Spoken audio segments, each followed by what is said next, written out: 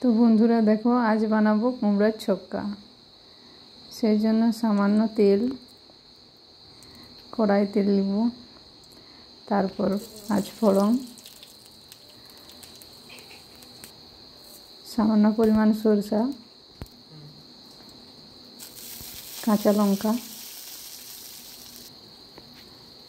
তেজপাতা ভালো করে ভেজে কেটে রাখা সবজিগুলি দিয়ে দেবো।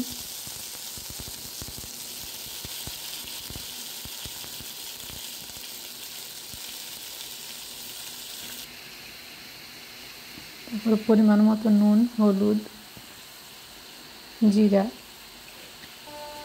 ধনিয়া, লঙ্কা দিয়ে ভালো করে নাড়াচাড়া করে দেব।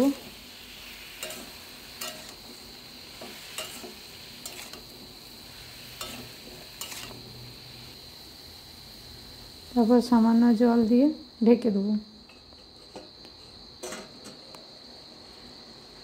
এবার ঢাকা খুলে ভালো মতো সিদ্ধ হয়ে গেলে একটু চিনি, 2 চামচ চিনি দিয়ে ভালো করে নাড়াচাড়া করে দেবো। কুমড়ার ছক্কা রেডি।